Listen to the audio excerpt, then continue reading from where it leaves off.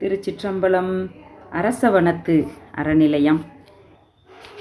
திருக்கைலாய பரம்பரை திருவாவடுதுறை ஆதீனம் 11வது குருமகா சன்னிதானமாக இருந்த ஸ்ரீ பின்வேலப்ப தேசிகர் காலத்தில் கவிராட்சச கச்சியப்ப முனிவர் வாழ்ந்து வந்தார்கள்.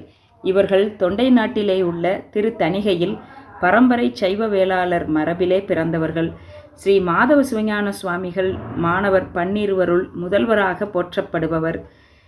விசாகப் பெருமாளையர், சரவணப் பெருமாளையர் என்னும் இரு பெரும் புலவருடைய தந்தையாராகிய கந்தப்ப ஐயருக்கு இவர் ஆசிரியராக இருந்தார். கவிப்பாடும் வன்மையால் கவிஞர் பெருமான் என்றும், மகா வித்வான் என்றும், கவி சக்கரவர்த்தி என்றும், கவி ராட்சசர் என்றும் சிறப்பு பெயர் பெற்று சிறந்து விளங்கியவர் இவர். இவர்கள் பல சிவ தலங்களுக்கும் சென்று சிவதல தரிசனம் செய்து கொண்டு அங்கங்கு உள்ள மக்களுக்கு தமிழ் அறிவும் சைவ சமய நூற்பயிற்சியும் செய்துவித்தார்கள். அறிஞர்களால் பெரிதும் பாராட்ட பெற்றவர். செல்வமும் செல்வாக்கும் நிரம்ப உள்ளவராக திகழ்ந்தார். கம்பீரமும் வாக்கு சாதுரியமும் மிக உடையவர்.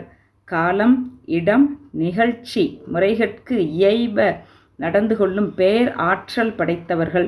மந்திர சித்தியும் சிவானுபவமும் கைவரப் பெற்றவர்கள். ஆச்சாரியரிடத்து பேரன்பும் பெருமதிப்பும் மிக்கவர். வடமொழியிலும் நல்ல பயிற்சி பெற்றவர். நெட்டூறு பண்ணிய பழைய பாட்டுக்களை ஒப்பிப்பது போல புதிய செயல்களை இவர் இயற்றி அருளினார் என்று சொல்லுகின்றார்கள். இவர் அருளிய நூல்கள் என்று பார்த்தோமேயானால் பூவலூர் புராணம், பேரூர் புராணம், விநாயக புராணம், திருவானைக்கா புராணம், காஞ்சி புராணத்து 2ஆம் காண்டம், திருத்தணிகை புராணம், திருத்தணிகை ஆற்றுப்படை, திருத்தணிகை 10 அந்தாதி, பெருநகர் பிரமீசர் 10 அந்தாதி, ஸ்ரீ ஆனந்த ருத்ரேசர் களி நெடில் பஞ்சாக்கர தேசிகர் அந்தாதி போன்ற பல நூல்களை இவர்கள் இயற்றி அருளினார்கள். இவற்றுள் தணிகை ஆற்றுப்படையை பாடி தம் மாணவருள் சிறந்த கந்தப்ப ஐயருக்கு உண்டான அந்த குன்ம நோயை மாற்றி அருளினார்கள். பேரூரில் வசித்து வந்தபோது பட்டீசர் மீது பல பதிகங்கள் பாடி பலருக்கும் அங்கு நோய் இருந்த தன்மையினை, அந்த நோய் தன்மையினை போக்கி அருளினார்கள்.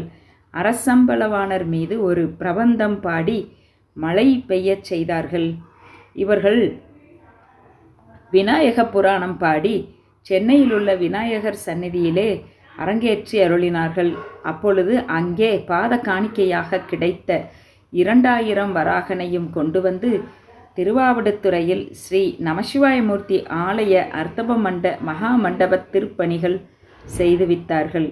அந்த மகா மண்டபத்தின் தென்புறத்தில் நம்முடைய கவிராட்சச கச்சியப்ப முனிவரின் திருவுருவம் செதுக்கப்பட்டுள்ளமையை இன்றும் நாம் காண்கின்றோம்.